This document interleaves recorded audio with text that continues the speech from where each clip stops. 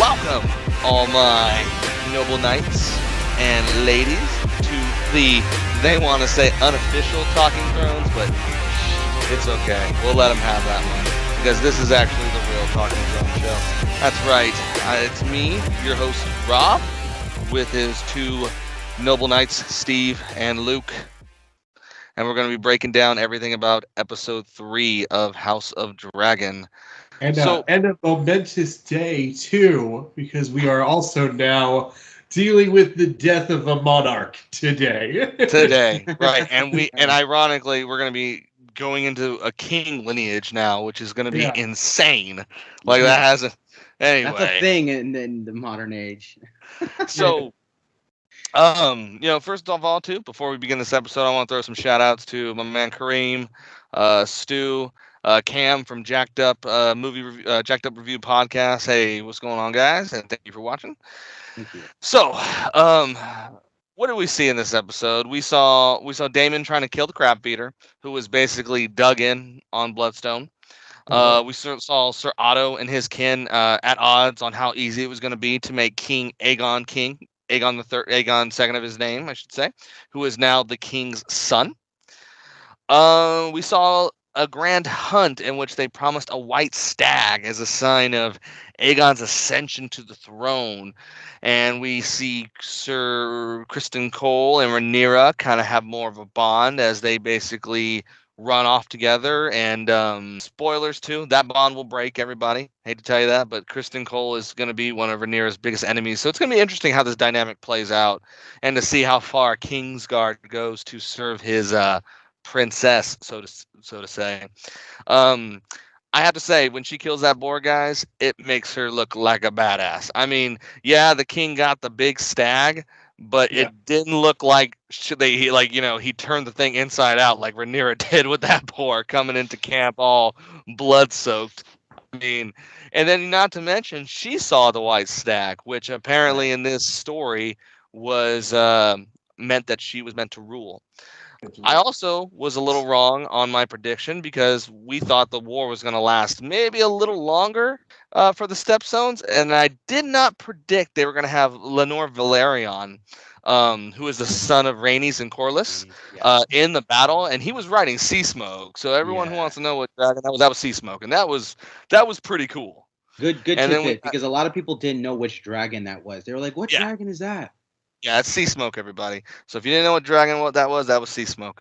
I did not think they were going to get to him. So, and what's interesting about Lenore Valerian, and we saw it in this episode too, is how Lionel Strong basically kind of announced, like, recommended, hey, maybe you should marry Rhaenyra to Lenore Valerian, which, spoilers, everybody, does kind of happen actually, but it's a Hollywood wedding. Let's just put it that way. It doesn't last too long.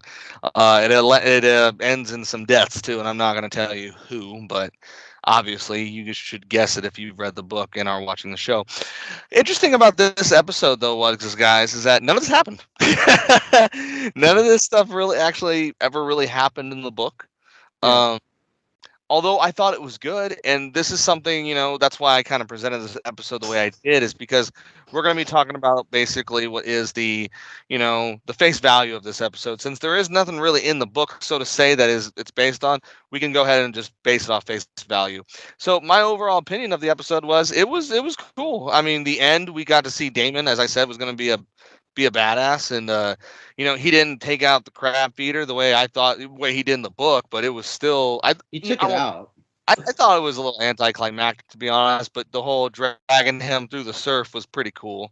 Yeah, it looked cool. But Yeah, it did look cool, but I was hoping maybe for a little bit of like his neck, up in the water, Steve. Like, I can hold my breath for a long time. That's up to my man Gene. He knows where that's from, right, Gene? Anyway, but yeah. So, what did you think of the episode, Steve? You know what? I'm not gonna lie.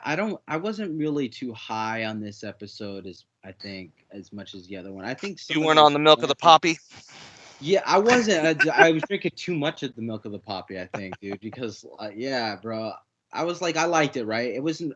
on the whole bad or anything. I think there was just too much on the nose things where we're now three. This is another time jump. Remember, I said like the time Yes. jumps might be a problem. This is a 3-year time jump, but they're acting like it's still episode to episode. So it's like Ray is still kind of mad with Viserys. It's like why after 3 years she's still like I can understand she still has problems with it and she like kind of hints at it, but she's acting like for the show's purpose to Right. just you know what I mean, running off and doing stuff like that. I'm like, okay, well, we've only seen 3 episodes thus far on this TV show of her doing this, and there really hasn't been too much of character development yet. Interesting. Um, and the whole thing with the brown versus the white stag with Viserys killing the brown stag when they're like, oh, it's not brown, but he's a big He's a guy, big fella. and he doesn't kill it in one hit either. He takes like a couple of stabs at Yeah. it awkwardly. Like What a king. What a king, exactly. right? We keep seeing more and more evidence that like he doesn't seem he on the core he's not like inherently a bad king.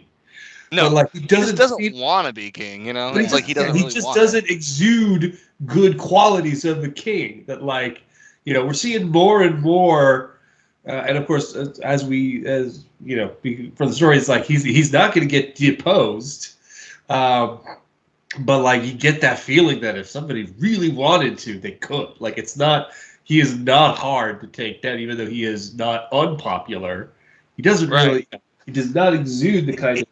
And I said this in the last episode, and I'm sorry to throw you off your thoughts, Steve. Was the small council, as you kind of see in this episode, really played more of a part of how they corrupt the king, and everyone is in his ear, to the point of sometimes where the small council rules what happens, not the king. Yeah, it's that.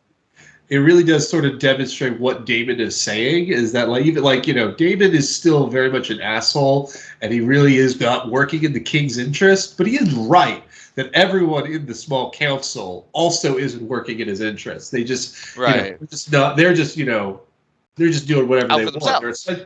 If anything, that is the king's key strength for them, is that he is milquetoast enough that they can just do whatever they want. Right. Yeah.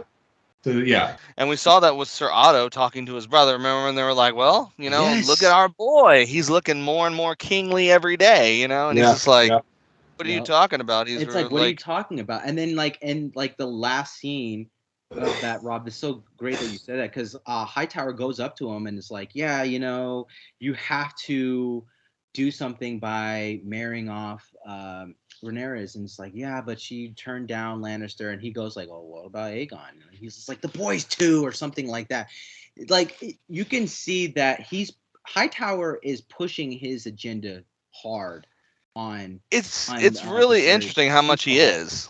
Like, way hard, dude. Like, he wouldn't do that if Viserys was a true hard king. He would be like, I'm not going to bring this to him. He would bring it to, like, I don't know, like some of the other members in the High Council. But he goes right to the king and says, like, yeah, why don't you do that? Like, planting a seed, because he knows, like, this guy isn't mentally strong enough to, like, deny what I did. You know what I mean? Like, he married he muted my, he married off my daughter to him, so why should he's gonna basically do as I say if I kind of pose it in an unthreatening manner, because he always lays down the groundwork. I don't know if you guys notice, where he's just like, you are the king, you're at the top. He always starts off everything like that. He's like, you are the king, you are my lead. Like, but what about doing this? You know what I mean? He's always doing something like that, and then every time the king's just like, what why would you say that? Oh yeah, you're right.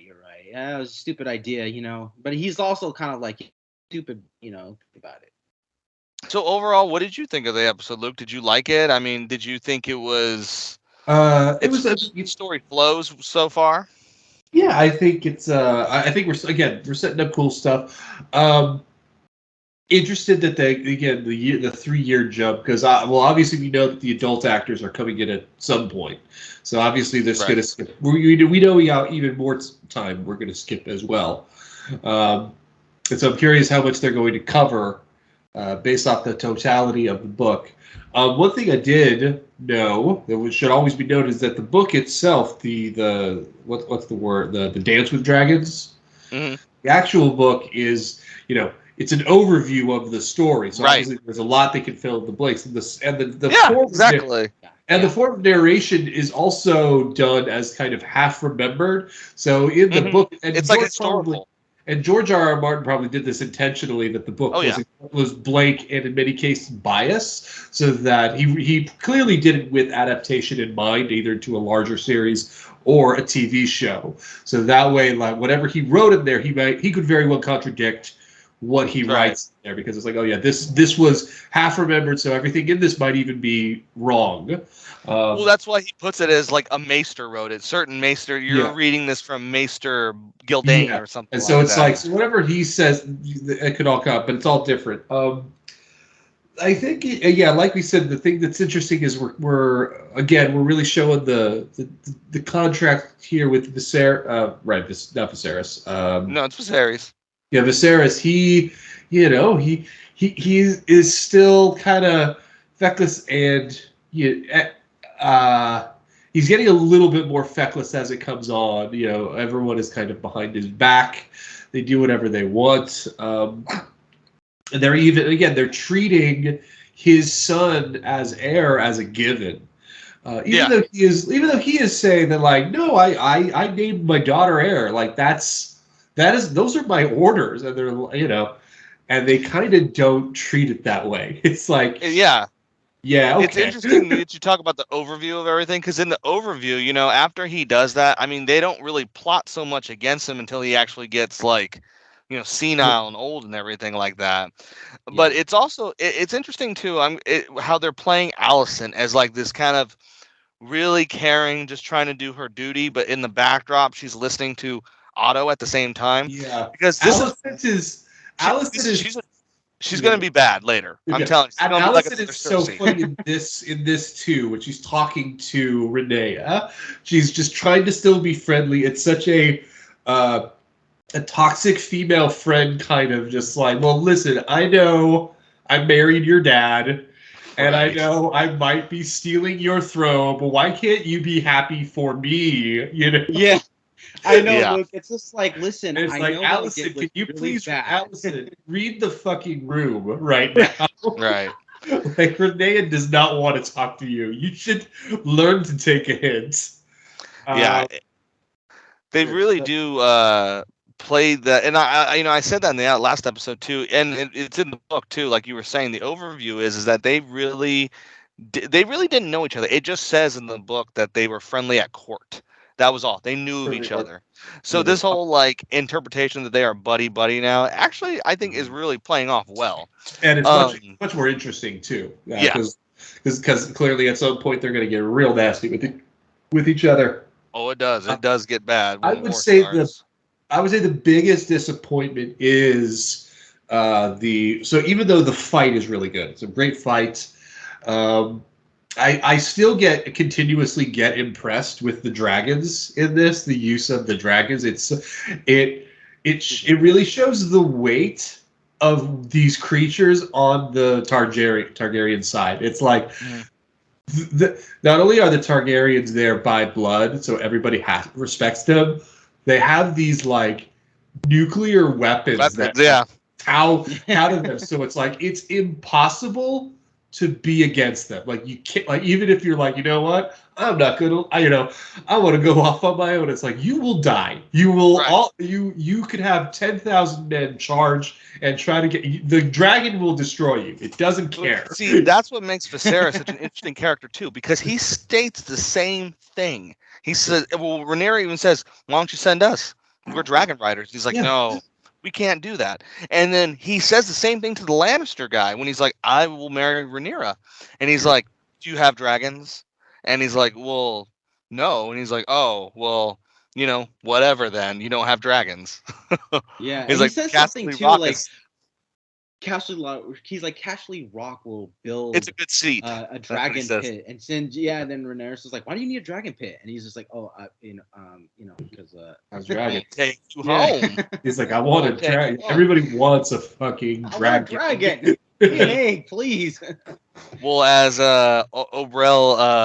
Obrel Martell once said, the Dorn didn't come to heal until the Targaryens brought dragons to actually ride for them. So they Exactly. got to Right. ride, and by that they meant dragons in bed. They meant riding the But Targaryens. the thing that disappointed me is like we didn't get a lot with Crab Eater or Crab Feeder. Right. Yeah. He didn't get. He basically got no dialogue. No So he dialogue. wasn't even really a character. He just does that like He was a Yeah, presence. he's He was just head yeah, he's thing. just Yeah. and it's like it was a shame because it's what obviously characters are going to die. That's going to happen. That's whatever. At least it would be more interesting to have a character die. But that wasn't. But Crab Eater wasn't a character. He was just a plot device. Which was weird because the war is already over. It seems like, which I think they're going to push Yeah, more of a. it's Which I'm pretty. not going. to It's Yeah. pretty much done. Is it done now? Which Because like I know that he's Well, yeah, dead and because he everything. kills Yeah, but they- he kills Crab Feeder in the book, and that's pretty much preview of done. the fourth episode stated pretty clearly that like David's going to declare himself king of the South. King of the Narrow Sea. He King of the declares Narrow- himself king of the Stepstones, King and of in the the book, Stepstones, that's because his men declare it for him. Yeah. And as And me and Steve were talking about in the last episode, nobody wants the Stepstones. They're basically what a famous Bolton once said, a bunch of shit-stained rocks like the Ironborn Islands are. They're basically nothing. They're they're pirate just ridden. nothing. Yeah, they're just like a bunch of dead islands. Pirate that havens. Nobody. Yeah. that Well, nobody yeah, but really but of wants. course it's what's the word? But you have to keep it control for trade routes. But Oh, yeah. otherwise it's not. Yeah. But this is what's going to come an interesting dynamic because we've talked about how much Damon cares about his brother and doesn't want to defy his brother. But now, and I even said too in the book, he steps to his brother and kneels before him and presents his crown to him, as to say like, I still love you, even though I'm Yeah. king of the narrow sea. We didn't see that in the interesting, but it seems like he's going to be more of an antagonist now. That my men are calling me, king of the narrow sea, king of the stepstones. What are you? It's Down clearly a that glorious situation where it's like he's going to try to get the king to legitimize that because it would be too much effort probably for King Viserys to like push even further, especially now that there are trained men and dragons down there. Then to push it even further would make the country go into a large scale war, which would be bad. But it's also like he's so yeah. So David is essentially giving him where the easy option is to just simply declare him King of declare the him narrow in that sea. area. Or, Yeah. or work out some type of deal where it's like he has authority over that area, Right. but still comes to heel to the king, which again is still just kind of chipping away at his power. So All right, so predictions for this next episode, and like I'm actually gonna be. Well, Steve, you were shaking your head a little bit. I want to get back. I just want to hear. Did you really hate the episode that much? I didn't hate it. I just had a lot of problems with it. A lot of like ham-fisted thing. I think the stag thing kind of bothered me, dude. When she saw That the white Rhaenyra's meant to stag, rule. yeah, I'm just That's like, kind of why is really that placating so to the audience. Like Yeah, this it is gonna was stick it so- more when you know what happens. Yeah, like Yeah. you get what we're getting at. Like she's Yeah. gonna rule. It's just like we get it. You don't need to go too ham-fisted with it. I get you.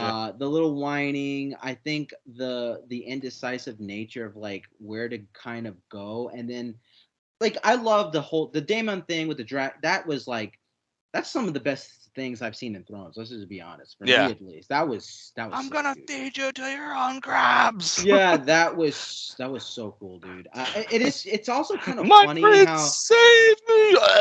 yeah, like they were saying like we're losing the war. The only thing I'm like, okay, well he had a dragon. Why not just stick the dragon's head in the hole And if they just were hiding it? right. I thought the Blow same them thing. away. Like what are you doing? yeah. The same It thing. worked, I guess, in the end. But I would still say it's a solid episode. It's just a I little didn't- bit of nitpicking there.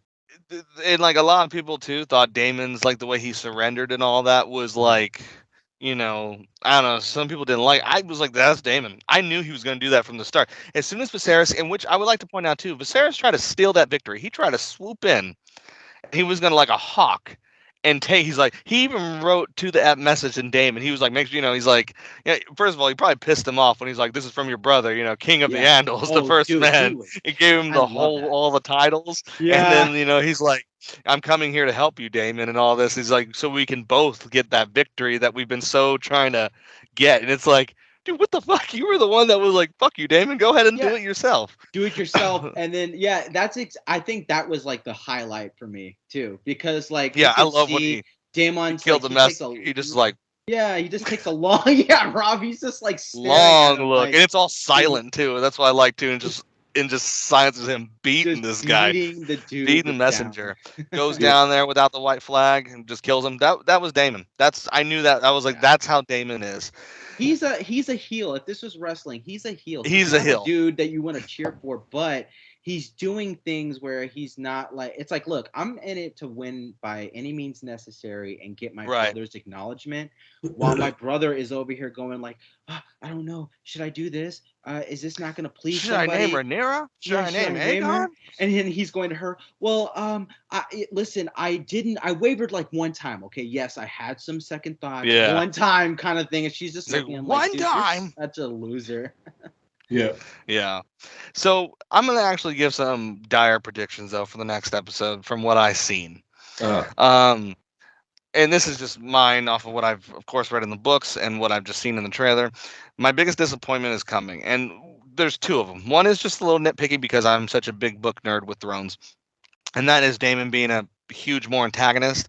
I hope it plays out well, but it does bother me that they're going to try and make him almost the main villain of this whole thing. It just seems like they're kind of pushing him to be almost that main villain where it's going to be like, oh, you're going to have to choose between Damon and Viserys. What's right and what's this, So that's the other one. But then it seems like they're going to be talking about the prophecy again, which I'm like, why?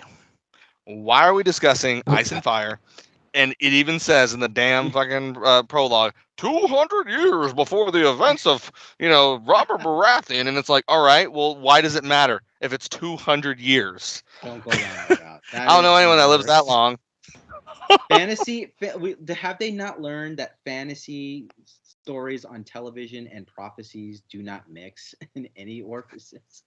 And I want to They go just back don't to do it. something Luke was saying about George R. Martin. And this is why I'm also a little disappointed. And this is one of my critiques of the show, but also I want to see where this is gonna happen. Is I'm really disappointed at the lack of how they want to create you to like Rhaenyra a lot, because they're not showing her ambition. Like this whole like, oh, I want him to recognize. She always did want to be king, and she was like almost like Cersei, like a light version of Cersei, especially when she gets older. But they kind of cut that ambition out a little bit to where it's more of like from signs, and it's like, I want this. Oh, I'm thinking I'm starting to really like feel like I should be the rightful queen. And then in the beginning, she was like, I don't care if he has a son, I want him to have a son. But now it's more or less like they chose me, this and that.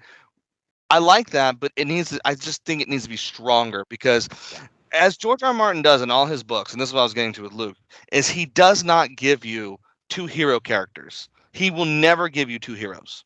He will, and in fact, he always makes you choose between sometimes two villains. The villain you gotta choose, and that's what kind of Game of Thrones was to begin with. You picked the house you rooted for, and that was kind of, if you saw them through the end, you saw them through the end. Not everyone likes the Boltons, but the Boltons survived for a while in Thrones. And they had people, and that's such And a the good. Lannisters. That's a really good point, Rob. I don't think anybody's making that point of like the whole synergy of Game of Thrones was a game of houses. It was a game of the throne of these different houses. Now we're just under one house dealing with family drama. And family drama going over here, going over there. What's this person doing? So it's very hard to do it, and you're looking at the same characters too, right? Like so long. You know what I mean? Like Game of Thrones would be like You're it's forgetting all about Jon. Now it's all about right. Like Tyrion or something like that. So now I don't know what they can do. I mean, I'm still liking the show. I feel like it does have a lot. It's got strong roots. But yeah, man, if they go with the prophecy is the biggest thing. They really need to not do that. Stay away from that. Yeah. Yeah. Go ahead, Luke. You got any last thoughts, Luke? No, just so now that I know based off of the actual story and the timeline of it, like Now I'm just curious what section of the story they're going to do for season 1, what's going to be season 2, and if anything Right. after the book will carry on for additional seasons. Because I feel that like if they keep up this quality, this show will probably go for 5 seasons. Well, that's exactly how they wanted to go. 5 seasons. 5 seasons. 5 seasons. You guys I think can so see with that. the pace, with all I'm- the jumping? It's jumping fast. It's That's jumping, why. yeah. That's I my think they concern. really.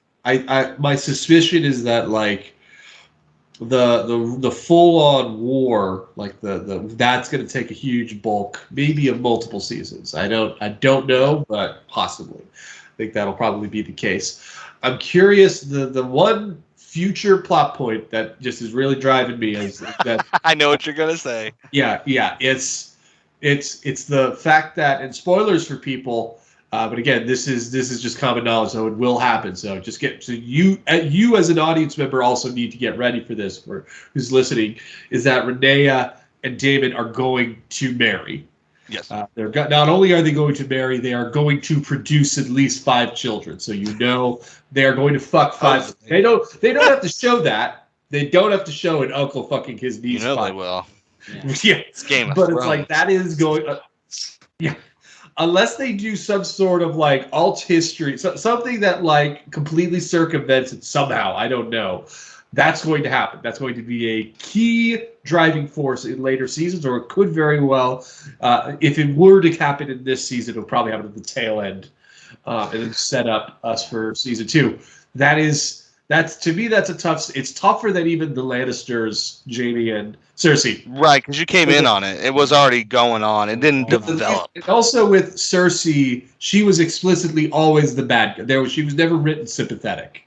We're dealing with 2 characters that are not just protagonists. They may be the protagonists for the rest of the series. They may be the central focus, unless the series spreads out, becomes a little bit more ensemble based. Right now, the story is really about Renea and Daemon, and then of course Viserys as a third main. But that's what we have right now. That's going to be a weird thing to occur. I mean, something we don't necessarily have to worry about now. It's going to happen. I'm curious how the writers are going to handle that, because that's not going to go away. That's going to be it's going to just be part of the series.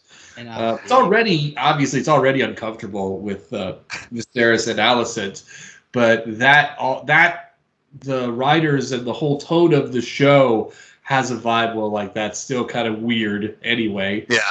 And in character, most characters don't think it was a good idea either. Besides, of course, the Hightower family. But like, yeah, it's like even our main characters, you're supposed to give it the idea that like what he did was stupid. Yeah. But we'll Thrones, see. baby. I mean, that's Thrones. They're just That's like they Thrones. were like he was almost gonna marry a 12-year-old. So the only thing I want, dude, if they I like Lionel Strong. He's like, she will mature. Yeah, dude, I know, bro. When he was just like, listen, like his face was like, she's mature. 12. Wait till she's 14, then she's ready. It's she's like okay. 14. Anyway, let's dude. get to the score of this episode. I'm gonna go ahead and give this overall episode. And I hate to say it, I would actually kind of give this one a lower score, but because I thought the scene was so good, I'm gonna give this one a 7.5. That's what I'm gonna give this episode. That's low so far.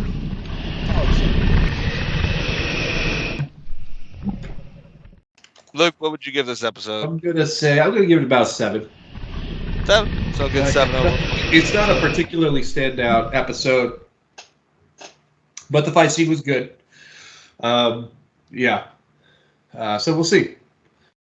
All right, our audience. So from 20,000 Leagues Under the Sea, this is the unofficial Talking Thrones podcast with your host Rob and Steve and Luke, saying goodbye to you, and we'll catch you on the flip side of Westeros. So make sure you stay tuned for more episodes of Real Sharks. Listen, like, and subscribe wherever podcasts are found, and make sure you check out Jagged Tooth Media for all our shirts and merchandise to help support the show.